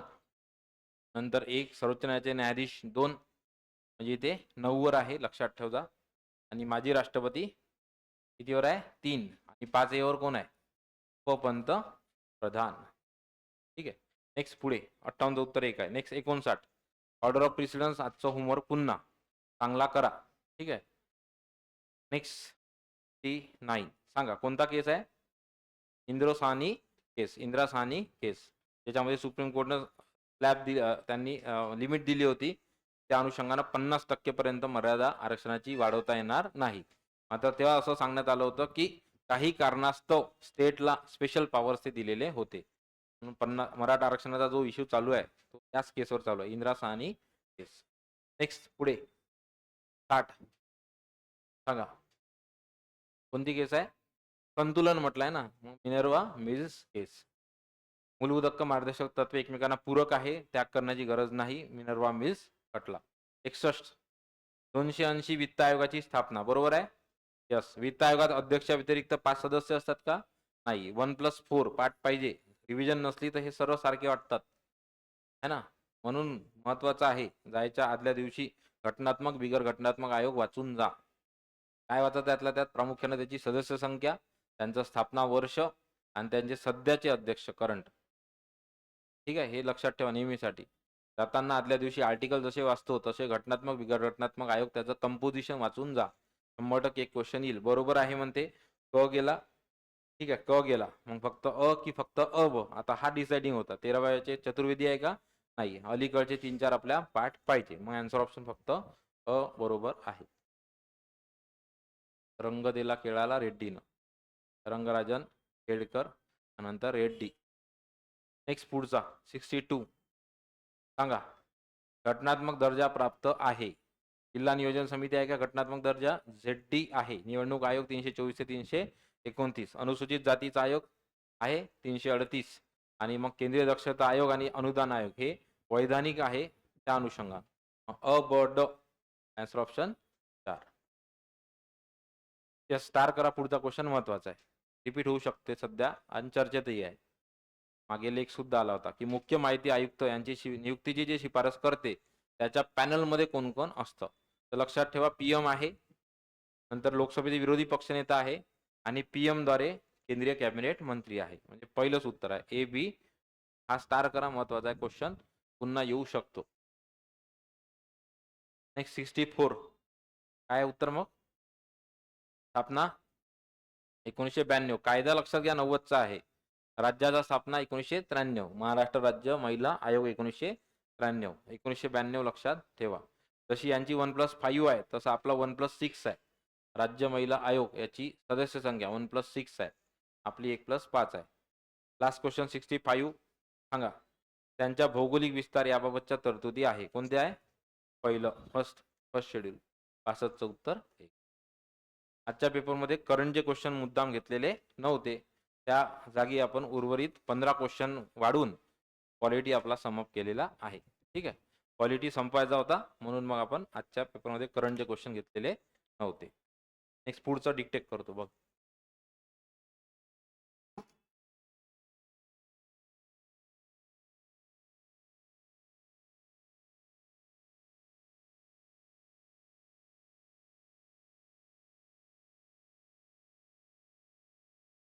$66 या 9च्या पटीत येणाऱ्या पहिल्या 5 अंकाची सरासरी. 9चा पाढा जरी म्हटला आणि जेव्हा असं विचारते 5 अंकाची सरासरी, तर काढून पाहायचं का, ऍडिशन करून भाग 5 करू नका, तर डायरेक्टली मधली संख्या हेच उत्तर असतं. म्हणजे 27 याचं उत्तर आहे. 67 आई व 2 मुलांच्या वयाची सरासरी 50 किलोग्रॅम, त्या अनुषंगाने तो सोडवावा लागेल. थोडा लेंदी जातो तो क्वेश्चन, पण जर सोडवला प्रॉपर तर येतो. 5व्या स्टेपमध्ये उत्तर निघते. Answer option 4 54 kilogram. 68 या केसमध्ये डायरेक्टली फॉर्म्युला वापरू शकता. याची ट्रिक आहे एक, जो 68वा क्वेश्चन आहे असं जर असलं तर हा फॉर्म्युला लागतो. कोणता बघा, घट हे टोटल लेस किती आहे, त्याच्या अगोदर त्याला गुण किती मिळाले आहे टोटल, आणि त्याच्या बिलो आहे तुमचा नंबर. मग आता इथे बघू शकता आपण काय म्हणते आहे, फेर तपासणीनंतर असे आढळले की 53 गुणांऐवजी 83 दिले, म्हणजे कितीचा घट आहे, 30चा. मग डायरेक्टली लिहा, घट इक्वल्स टू गुण किती आहे -30 अपॉन n किती आहे, तर त्या अनुषंगानं 100. ठीक आहे, मग इथे डायरेक्टली 0.3 0.3 ते 0.3 मायनस आहे, याचा अर्थ ॲव्हरेज काय होईल, घट येईल. त्याच्या वरचा ॲव्हरेज 40 आहे, तर आधीचा येईल 39.7. पुढचा 69 साठी फॉर्म्युला लक्षात ठेवा. नेहमी व्हेलॉसिटीचा जेव्हा ॲव्हरेज असते तेव्हा फॉर्म्युला लागतो तिथे 2v1 × v2 upon v1 + v2, म्हणजे 2 हा गुणाकार करावा लागतो वर. ठीक आहे, तर त्याच्यामध्ये व्हेलॉसिटीचा गुणाकार डिवायडेड बाय व्हेलॉसिटीची ॲडिशन. नेहमी लक्षात ठेवा. जेव्हा तुम्हाला ॲव्हरेज विचारला जाते टाइम स्पीड डिस्टन्समध्ये हा फॉर्म्युला तुम्हाला कामी येईल. ठीक आहे, नेहमी लक्षात ठेवा. तिथं लेंगदी करत बसू नका ते उदाहरण, नाही तर त्याचं मग टाईप 1 टाईप 2 नंतर मग पुन्हा तिसऱ्या समीकरणात उत्तर टाकून आन्सर येतं. ते वापरायचं नाही. आपल्याला वेळ कमी आहे, त्याचा डायरेक्टली फॉर्म्युला लावा. जेव्हा 2 व्हेलॉसिटी दिल्या असते तेव्हा व्हेलॉसिटीचा गुणाकार आपण व्हेलॉसिटीची ॲडिशन गुणिले 2, ते बघू शकता. डायरेक्टली उत्तर येतं आन्सर ऑप्शन 45. नंतर पुढे 70 क्रिकेटचे क्वेश्चन जमत असेल, कोणी कोणी तोंडीच काढेल नाही. 70चं उत्तर काय 2 आहे. 12 डावामध्ये सरासरी काही धावा काढल्या, 13व्या डावात मग 64 काढल्या, त्या अनुषंगाने उत्तर 88 येतं. 71 आन्सर ऑप्शन 3 70 किलोग्रॅम. फॉर्म्युला लिहून घ्या. ॲव्हरेज वाढ किती झाली, ॲव्हरेज वाढ किती झाली इक्वल्स टू ॲक्च्युअल वजनामध्ये किती वाढ करून दिली त्याने, त्या विक्रेत्याने, वजनामध्ये वाढ डिवायडेड बाय नंबर, हा त्याचा फॉर्म्युला आहे. फिक्स ॲव्हरेज वाढ इक्वल्स टू वजनात झालेली वाढ अपॉन n. आता ॲव्हरेज वाढ तिथं दिला आहे त्यांनी डायरेक्टली 1.2 झाली वाढ, बरोबर आहे. मग वजनात वाढ किती झाली, तर x - 58 डिवायडेड बाय 10. 10 व्यक्ती बसलाय ना, म्हणून सॉल्व करा, 70 किलोग्रॅम येतं. नेक्स्ट पुढचा 72. अगेन काय दिलेलं आहे तुम्हाला, व्हेलॉसिटी दिलेली आहे 40 आणि 60. लावा directly formula v1 × v2 twice v1 × v2 upon v1 + v2, उत्तर येतं 48 किलोमीटर. 73 एका वर्गातील 60 मुलाच्या वयाची सरासरी 11 वर्ष 5 महिने आहे. लिहून घ्या फॉर्म्युला. फॉर्म्युला लिहून घ्या. x इक्वल्स टू, ठीक आहे, ओल्ड ॲव्हरेज कितीचा आहे तो लिहा, प्लस n × n म्हणजे नंबर ऑफ स्टुडंट किंवा नंबर ऑफ जे काही असेल तिथे, n × वाढलेला ॲव्हरेज, ते न्यू ॲव्हरेज. हा फॉर्म्युला टाका, डायरेक्टली उत्तर येईल. तर इथे पुन्हा वेळ लागतो, मग स्टेप्सनं सॉल्व्ह केलं तर x equals to old average plus, हा शब्द हा महत्वाचा सिम्बल, हा प्लस आहे इथे, तर गुणाकार करू नका चुकीनं. यातला ब्रॅकेटचा गुणाकार याच्यात ॲडिशन केली का आन्सर येतं आपल्याला फायनल. तर n × न्यू ॲव्हरेज करायचा, हा कॅल्क्युलेट करा पहिले, आणि तो ओल्ड ॲव्हरेजमध्ये ॲड करून तुम्हाला डायरेक्टली उत्तर भेटतं. ठीक आहे, तर उत्तर आहे 47 इयर. 7 क्रमार समसंख्याची सरासरी 146 आहे. सर्वात मोठी समसंख्या कोणती? तर 152 त्याचं उत्तर आहे. याच्यात काही शॉर्टकट नाही आहे, पण सोपं आहे. x+2 x+4 x+6 ॲडिशन करा, आन्सर येऊन जाईल. 75 लास्ट क्वेश्चन मॅथ्समधला. कोणती आहे? 3 संख्याची सरासरी 60, दुसरी संख्या पहिल्यापेक्षा 6 ने मोठी. Answer option 2 58. 76 76 पासून जे आहे त्याला म्हटलं ते कोडेड लँग्वेज, बरोबर आहे. याचा कुठलाही शॉर्टकट नाही आहे. याचं जेवढी तुम्ही प्रॅक्टिस कराल जास्त, तेवढा तुम्हाला याच्यामध्ये स्पीड इम्प्रूव्ह होईल. जेवढा याच्यामध्ये स्पीड इम्प्रूव्ह होईल, तेवढा जास्त तुम्हाला तिकडे वेगळा याला आन्सर वेळ देता येईल. ठीक आहे. तर कुठलाही ट्रिकच्या भानगडीत पडू नका. सांगते कोणी पण ट्रिकच्या भानगडीत पडू नका. कोडेड लँग्वेजसाठी 76 पासून 80 85 पर्यंत जे काही आपले क्वेश्चन आहे, एकमेव सोल्युशन काय, इतकी प्रॅक्टिस करा की डायरेक्टली पाहून उत्तर काढता आलं पाहिजे. मग पाहून म्हणजे कसं, आता ते जेव्हा म्हणते ए प्लस बी हा लहान किंवा समान नाही, तर डायरेक्टली हे वाचायचं काम नाही पडलं. ही ते डायरेक्टली मांडता आलं पाहिजे. ए प्लस बी डायरेक्ट मांडा आहे. ए मायनस बी म्हणजे ए पेक्षा बी मोठा नाही. डायरेक्टली उत्तर येऊन जाईल. किंवा जर कोणाचे फारच जास्त कमांड आहेत, तर मी काय करतो, डायरेक्टली निष्कर्ष काढत असतो. निष्कर्षावर गेलो मी, क्यू प्लस मायनस टी, मग तिथून बघून घ्यायचं. ठीक आहे. आन्सर डिक्टेट करतो फक्त. 76चं 2, 77 1, 78 4, 79 2, 80 4. 80वा नंबर हा सिलॉलिझम प्लस कोडेड लँग्वेज दोन्ही एकत्र आहेत.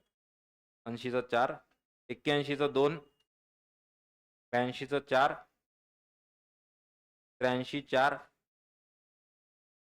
84 1, 85 1. आणि लास्ट 15 आता सायन्सचे आहे. आजच्या लेक्चरमध्ये तसं तुम्ही जर केलं असेल तर चांगलंच आहे. पण आजच्या टार्गेटमध्ये फक्त कार्बन कंपाऊंडचेच 15 क्वेश्चन आहे. आणि उद्या मग मी ते कंटिन्यू केले आहे साऊंड. आता इथून पुढे जे मोठे टॉपिक आहे ना, मग साऊंड लाईटला एक एक दिवस सेपरेट लागेल. म्हणून मग आता उद्याच्या टार्गेटमध्ये तुम्हाला, म्हणजे आज जे तुम्हाला आलेलं आहे त्यात मी करेक्शन म्हणून टाकलं आहे. पाहिलं का? साऊंड हे करेक्शन आहे. ॲसिड बेस सॉल्ट हे नंतर घेऊ आपण. आज आज फक्त हे 15 क्वेश्चन कशावर आहे? कार्बन कंपाऊंड्स, केमिस्ट्रीचा टॉपिक आहे. आणि आज जे टार्गेट्स आले आहे तुम्हाला, त्याच्यामध्ये फिजिक्सचा साऊंड हा टॉपिक कव्हर केलेला आहे, जो उद्याच्या टेस्टमध्ये मला असेल. ठीक आहे. तर 86चं उत्तर 2 आहे, लक्षात घ्या. सॉरी, 86चं उत्तर आता 2 सायन्सचं सांगतोय. हिऱ्यामध्ये प्रत्येक कार्बन हा कोणता साईज असते त्याची? टेट्राहायड्रल. दोनदा PYQ आहे, एकदा कंबाईन एकदा राज्यसेवा. पुढचा 87. डायमंड्स बद्दलच कॅरेक्टरिस्टिक्स आहे, सर्वच आहे बरोबर डायमंडच्या. नॉन कंडक्टर आहे तो, स्टार करा, महत्वाचा आहे. कारण की फ्री इलेक्ट्रॉन्स नसतात. दुसरं 2 डायमेन्शनल आहे, बरोबर. नंतर इथे आता ॲक्च्युली 3 डायमेन्शनल नाही, ग्राफाईटची आहे, सॉरी. ग्राफाईट बरोबर आहे, 2 डायमेन्शनल. नंतर ग्राफाईट विजेचा कंडक्ट गुड इलेक्ट्रिसिटी, यस. आणि diamond is use for rock drilling. चारही सेंटेन्स बरोबर आहे. कार्बन जे ॲलोट्रॉप्सवर क्वेश्चन आहे, तो फक्त हिऱ्यावर क्वेश्चन नाही. नेक्स्ट 88. सांगा, अल्काईन आहे. वाय दिसला तर मायनस करायचं. वाय दिसला तर मायनस वाला फॉर्म्युला एकच आहे. तिसरा अल्काईन. अल्केन हे दिसला तर प्लस करायचं. ई असला तर फक्त CnH टॉईस 2n. आणि वाय दिसला तर फक्त -2 करायचं. अल्केन, अल्किन आणि अल्काईन. ठीक आहे. हे चांगले करून ठेवा. सॅच्युरेटेड आणि अनसॅच्युरेटेड. त्यामुळे 88चं उत्तर आहे आन्सर ऑप्शन 3. 89 कार्बन डेटिंगवर आहे. दोनदा तीनदा PYQ आहे आयोगाचा. आन्सर ऑप्शन 1 असत्य आणि ब त्याचं कारण आहे. कारण कार्बन 14 आणि कार्बन 12 याचा रेशो घेतल्या जातो आणि आपलं वय काढल्या जातं. 90 अँटिक नॉकिंगसाठी म्हणतो आपण त्याला. काय वापरल्या जाते? 1 आणि 3. हा स्टार करा, हा रिपीट येऊ शकतो उद्या जाऊन एखादा ऑप्शन. तर लक्षात ठेवा, आयन कार्बोनिल आणि टेट्रा इथिल लीड हे दोन्ही ॲज अ अँटी नॉकिंग म्हणून वापरल्या जाते पेट्रोलमध्ये. 91 फिनॉल. काय फिनॉल? ॲरोमॅटिक आहे ना, ॲरोमॅटिक कंपाऊंड. फिनाईल जे म्हणतो ना आपण, ते वेगवेगळ्या. ठीक आहे. फिनॉल सुगंधी संयुग आहे, ॲरोमॅटिक. 92 काय झाला होता इमिट? Bhopal गॅसमध्ये methyl isocyanate. ठीक आहे, मिथाईल आयसोसायनेट. हे पूर्ण नाव व्यवस्थित पाठ करा, रिपीट होऊ शकते. 2-3 डिसेंबर 1985 की 86? भोपाळ गॅस ट्रॅजेडी 2-3 डिसेंबर 1985 आहे. कारण की मग त्यानंतर मग 86चा पर्यावरण संरक्षण कायदा आला होता. ठीक आहे. 84 किंवा 85 आहे, पण 86 नाही आहे. नेक्स्ट 94 सत्य आहे. इथाईल मरकॅप्टन टाकतो आपण एल-पी-जीमध्ये बरोबर. कारण की तो गॅस लिकेज शोधतो. आन्सर ऑप्शन 3 आणि ब दोन्ही सत्य आहे. 96 93 राहिला का? 93 असत्य म्हणते आहे. आता इथे मित्रांनो बघा 2 आणि 3 मधून तुम्ही आरामात उत्तर काढू शकता. पहिलं म्हणते की जनरल अॅनेस्थेटिक म्हणून डायइथिल इथर वापरते. ठीक आहे, होल्डवर ठेवू. दुसऱ्यामध्ये म्हणते की अल्कोहोलयुक्त जे सर्व पेय आहे त्याच्यापासून इथिल अल्कोहोल बनवते. तिसऱ्यामध्ये म्हणते की फर्मेंटेशन ऑफ शुगर याच्यामधून मिथाईल अल्कोहोल. 2 मध्ये ऑलरेडी काय सांगितलं त्यांनी वर की अल्कोहोलयुक्त सर्व पेय. तर हे जे आहे शुगरपासूनच बनवलं जाते, ऊसाच्या मळीपासून बरोबर अल्कोहोल बनवलं जाते.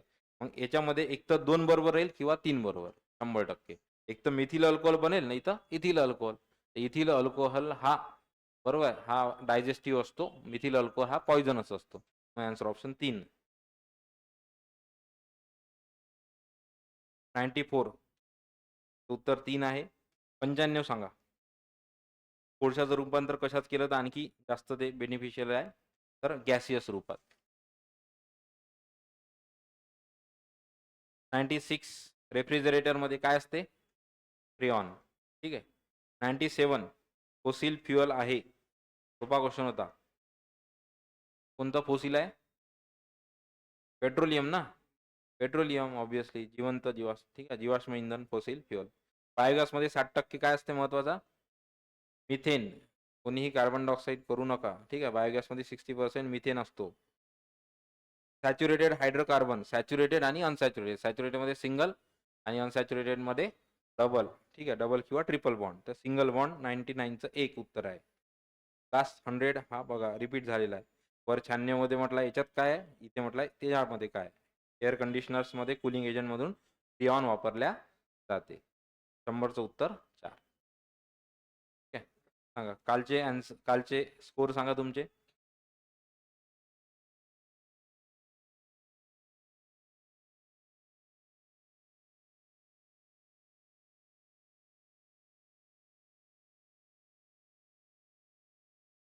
चं एक आहे. 78 4, 79 2. ठीक आहे. परवा दिवशीचा पेपरचा स्कोर काढला असेल ना? किती आहे? 67 गुड. 67 60 72 63.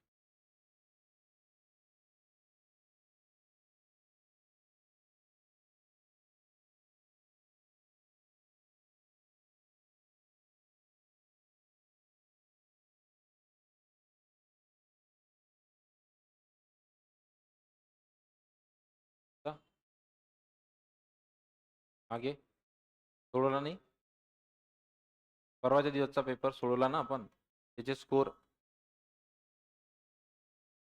का मागे. ठीक आहे. चालेल, समजलं का? तेव्हा तुम्हाला इकॉनॉमिक्सचे टार्गेट नसतील. आज जे टार्गेट दिले पंचायत राज त्याची उद्या आपली टेस्ट असेल बरोबर आहे. आणि टेस्ट झाल्यानंतर अर्धा तास तुमचं असेल स्ट्रॅटेजी डिस्कशन. आणि परवापासून आपण काय करू, इकॉनॉमिक्सचे टार्गेट सुरुवात करूयात. समजा त्या प्रॉपर होत आहे ते बघा. वाटल्यास याच्याबद्दल आज थोडं मला जायचं असल्यामुळं आज बोलत नाही.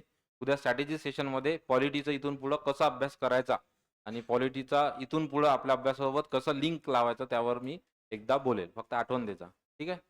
बाकी पहिला सब्जेक्ट आपला इथे संपला सक्सेसफुली असं मी जाहीर करतो. उद्या आपला पॉलिटीच्या टार्गेट्सवरती शेवटची टेस्ट असेल. टार्गेट्स तुमचे संपले फक्त. उद्या आपली टेस्ट असेल आणि उद्या आपलं इकॉनॉमिक्सचा सिलेबस सगळ्यांनी घेऊन या. म्हणजे सरळ कंबाईनची सिलेबसची कॉपी सोबत आणा. इकॉनॉमिक्सचा सिलेबस डिकोडिंग आणि स्ट्रॅटेजी डिस्कस करू आणि परवापासून तुम्हाला येतील त्याचे टार्गेट्स. ठीक आहे.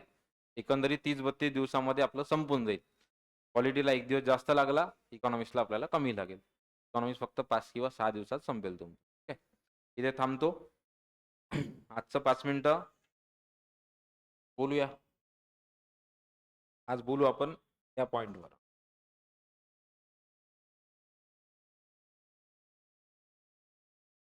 ठीक आहे. आता याच्या संदर्भात बघा म्हणजे हा जो पॉइंट आहे फोकसचा, हा ॲस्पायरंट फेज म्हणून बोलतो मी आता. आपल्याला सध्या आपल्या फेजमध्ये तसा ब्रॉड टर्म आहे ते. आता बघा सगळ्यात पहिले तर जे आहे मी सांगेल सर्वांना, की मल्टिपल एक्झाम फोकस करू नका. कारण की कसं होते मल्टिपल एक्झाममुळं तुमचा एफर्ट्स हे स्विच होतात, एफर्ट्स डिव्हाईड होतात तुमचे. हे केव्हा करू शकता तुम्हाला मी लिटरली सांगतो. हे फारच जास्त प्रॅक्टिकल होईल पण खरं-खरं सांगतो मी, की जेव्हा तुम्ही एखादी मेन्स किंवा 1-2 मेन्स देता, त्याच्यानंतर जेव्हा तुम्ही मल्टिपल एक्झाम फोकस करता, तेव्हा त्या शक्य आहे.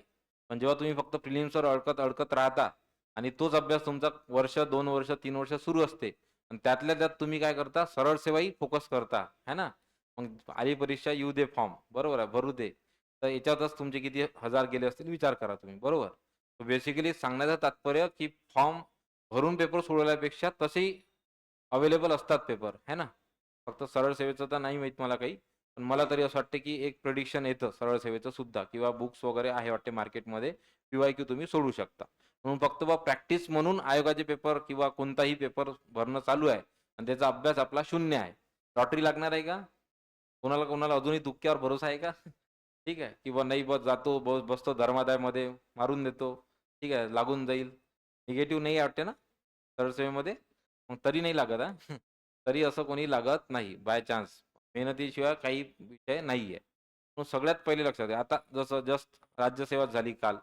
काही विद्यार्थी निवांत झाले. सगळ्यात मूर्ख आहे ते. सगळ्यात मूर्ख, महामूर्ख. त्यांनी एकही दिवस जर वाया घालवला, तर ते आउट ऑफ कॉम्पिटिशन आहे. उलट ते ऑलरेडी त्यांचे एफर्ट्स डिव्हाईड झालेले आहेत. त्यांनी विचार करायला पाहिजे, की आतापर्यंत राज्यसेवेवर फोकस होता. आपल्याला जर राज्यसेवेचा फोकस शिफ्ट करायचा आहे कंबाईनवर, तर त्याचा वेगळी स्ट्रॅटेजी आहे, है ना? मग त्यांनी उलट जास्त एफर्ट्स करायला पाहिजे. बरोबर. नाही तर मग गाव चालू दे, हे करू दे, राहिले ते नापास. आजच सांगतो मी, डायरेक्ट नापास आहे. ठीक आहे. सो इथं काही दयामाया नाही आहे. बरोबर. आयोगाच्या आन्सर की आल्यानंतर सगळ्याचं किती पाण्यात आहे आपल्याला माहीत पडते. मग सगळं एन्जॉय निघते. गावाला जाणं आलं, हे ते सगळं निघते मग आपलं, आहे ना? म्हणून नेहमी लक्षात घ्या, की सगळ्यात पहिले माझं म्हणणं आहे फोकस हा एका एक्झामवर ठेवा कुठलाही. एकदा जर तुम्ही त्या एक्झामला डील केलं आणि तुम्ही पास झाले, त्याच्यानंतर जो कॉन्फिडन्स येते, मग त्याच्यातून तुम्ही अदर एक्झाम्सला पॅरलली करू शकता. मी असं म्हणणार नाही, की एखादा इथे व्यक्ती आहे ज्यानं ऑलरेडी सरळ सेवेच्या मेन्स हे दिल्या सरळ सेवा दिलेल्या आहे जास्त किंवा त्याचा मराठी, इंग्रजी प्रिपेअर आहे. मग त्यानं पॅरलली केलं तर चालेल. पण तुमची इथं प्रिलिम्सचेच वांदे आहे. मग तुम्ही तिकडे धर्मादाय येऊ दे, सगळे 20,000 तर त्याच्यातच गेले असं मला वाटते. काही फायदा नाही ना. मला नाही वाटत बुवा असं म्हणजे आजपर्यंत मला असं एखादाही भेटला नाही. असा तो निघून गेला बुवा. बस झालं बुवा आपलं असं. नाही होत. म्हणून पहिला मुद्दा लक्षात घ्या, की पहिले चांगलं करा कोणती एक एक्झाम. ते केल्यानंतर मी सांगतो वाटल्यास मी म्हणेन, तुम्ही आता हे प्रिलिम्स द्या. आपण टेक्निकली ह्याच्यात बोलू आपण पूर्ण डेटनुसार. 21 डिसेंबरला तुम्हाला काय आहे? प्रिलिम्स आहे. नंतर पुढची 4 जानेवारीला तुमची प्रिलिम्स आहे. 4 जानेवारी नंतर जेव्हा तुम्ही मेन्स कराल, बरोबर आहे? किंवा मग 21 डिसेंबर नंतरच करायला पाहिजे तसं तर. एवढा चांगला अभ्यास करायला पाहिजे का 22 डिसेंबरला मराठी, इंग्रजी घेतलं पाहिजे. 4 जानेवारीचा कॉन्फिडन्स पाहिजे का जाऊन बसलो तरी निघतो बा, एवढा जीवावर कॉन्फिडन्स पाहिजे. कारण की त्या 15 दिवसात जो लँग्वेज चालू करेल ना, तो ऑलरेडी 4 जानेवारीनंतर जो 2-3 महिने दिवस टाईमपास करणार आहे. कारण की ऑलरेडी तो मागच्या 4 महिन्यापासून काय करत आहे प्रिलिम्स. 4 जानेवारीनंतर 100% त्याला तो वाटते रिलॅक्स होऊन यावं. तेवढ्या वेळात हा ग्रुप बीच्या मेन्सवाला 17 दिवसानं पुढे जाते अभ्यासात. हे रिॲलिटी आहे. तुम्हाला सांगतो भीती नाही दाखवत आहे मी तुम्हाला, है ना? म्हणून आत्ताच जीएस एवढा करा, की लगेच 21 डिसेंबरनंतर 22 डिसेंबरला मराठी, इंग्रजीची स्ट्रॅटेजी रेडी झाली पाहिजे आपली. आणि हे खतरनाक आहे. इथून पुढची येणारी जे कंबाईन आहे, कालच्या याचा काही लोकं खुश झाले, की 1,00,000 लोकं उपस्थित नव्हते. पण ते 1,00,000 लोकं कुठे येणार आहे? कंबाईनमध्ये. ठीक आहे, लक्षात ठेवा आणि ते खतरनाक, आहे ना? सो म्हणून मी सांगू राहिलो तुम्हाला लिटरली, आकडा कुठेही जाओ, पण आपला जो वेळ आहे अजूनही, हे चांगली गोष्ट आहे, की वेळ अजूनही आहे आणि ऑलरेडी तुम्ही त्या लोकांच्या राज्यसेवेच्या कॉम्पिटिशनवाल्याच्या पुढे आहे. कारण की त्यांचा मागची मेन्स केव्हा झाली 27, 28, 29 मे. मे नंतर त्यांनी जीएसचा अभ्यास केलाच नाहीये. म्हणून ते पुन्हा त्या ग्राउंडवर आलेले आहे. तुम्ही सेम कॉम्पिटिशनमध्ये आता त्यांना डील करू शकता. फक्त एवढा निश्चित आहे, की यावेळेसचा कट ऑफ भूतो भविष्यती असेल म्हणजे असेलच. आलं लक्षात ह्या येणाऱ्या कंबाईनचा. म्हणून जर तुम्हाला डील करायचं ना, तर खरंच चांगल्या पद्धतीनं करा. नाहीतर मग प्रिटेंड करून फायदा नाही. आणि प्रामुख्याने याच्यात हे येऊ दे धर्मादाय, ते येऊ दे तिकडे, हे तर खरंच करू नका. मी तुम्हाला खात्रीने सांगतो नाही लागत. अर्जुनच काहून जिंकला तो? बरोबर आहे ना? कारण की फक्त त्याला डोळा दिसत होता बुवा. दुसरं काहीच दिसलं नाही पाहिजे. फक्त 21 डिसेंबरच दिसली पाहिजे. 4 जानेवारीच दिसली पाहिजे. प्रिलिम्सच दिसली पाहिजे. बाकी ते घरचे प्रॉब्लेम नाही दिसले पाहिजे. ना बाकी दुसरा व्यक्ती दिसला पाहिजे, ना phone message, call, Insta, WhatsApp सगळं काहीच नाही. सगळ्यात महत्त्वाचं सध्या एकमेव आणि एकमेव आहे तुमचं 21 डिसेंबर आणि 4 जानेवारीचा ते 100च दिसले पाहिजे. जेव्हा 100 वर गुलाब टेकला, तेव्हा आपण सुटलो आणि मेन्सला लागलो असा कॉन्फिडन्स पाहिजे. पेपर दिले तर त्यांनाच माहीत असतं पाहिजे किंवा 100% यावेळेस मेन्सला जाणार आहे. मग हे करासाठी सगळ्यात महत्त्वाचं आहे फोकस. फोकस करा. एक परीक्षा, फोकस करा तुमचा अभ्यास आणि फक्त अभ्यास. बाकीच्या सगळ्या गोष्टी सध्या तरी दुय्यम आहे. त्या झाल्यानंतर पहा ना प्रवासच किती दिवसाचा आहे. आनंदाची गोष्ट अशी आहे की एम-पी-एस-सी थोडी पिढी झालेली आहे आता. हे तुम्ही विचार करा 21 डिसेंबरला आहे. मेन्स केव्हा आहे तुमची? जूनमध्ये वाटते मला वाटते. मेमध्ये आहे. मला कन्फर्म आता डेट रिकॉल नाही होत आहे. पण मला असं आठवतंय की मी 4 जून किंवा 6 जून असं मी म्हटलं होतं रिटायरमेंट असली पाहिजे तुमची, आहे ना? तर ते खरोखर तुमची रिटायरमेंट असली पाहिजे त्या मेन्सच्या डेट. मग विचार करा इथून आता सध्या नोव्हेंबर चालू आहे. डिसेंबर आणि इकडे पुढचे फक्त 7 महिन्यात तुम्ही 70,000 चे व्यक्ती होणार आहे. आणि सध्या तुम्ही किती रुपयाचे आहे? बरोबर आहे ना? ₹0 आहे लक्षात घ्या. आपली सध्या घरून पैसे येतात, इथं कोणी नाही आहे. मग विचार करा 70,000 जर बनायचं असेल, बरोबर आहे ना? चर्चा नका करू, इकडे लक्ष द्या. तर 70,000 बनायचं असेल, तर एफर्ट्सही 70,000 वाला करावं लागेल ना? तर करत बसा 10,000 मजुरी, आहे ना? कपड्याच्या दुकानात कामाला. असं करायचं आहे का आयुष्य? नाही जगायचं आहे ना? तर मग एफर्ट्सही तसे लावा. लक्षात घ्या, तुमचे एफर्ट्सच ठरवते का तुमचं पुढचं आयुष्य काय असणार आहे? मजुरी करणार आहे, की रिक्षा चालवणार आहे, की ऑटो चालवणार आहे ना? किंवा प्रायव्हेटमध्ये जॉब करणार आहे, की एका प्रतिष्ठित मी जॉब करणार आहे. कुठलंच काम कमी नाही आहे. मात्र तुमचे एफर्ट्स ठरवते तुम्ही काय बनणार आहे. आणि ते बिल गेट्सनं म्हटलेलंच आहे. बिफोर 30 घाम गाळा, बरोबर. नंतर आयुष्य चांगलं जगा. तर 30 पर्यंत मजा मारा, नंतर घाम गाळा. Choice is yours. बरोबर आहे. मग आत्ताच कष्ट करा आणि फोकस राहा. ठीक आहे, चालेल. थँक उद्या भेटू. उद्या रेग्युलर टाईमवर असेल आपली बॅच 3 वाजता.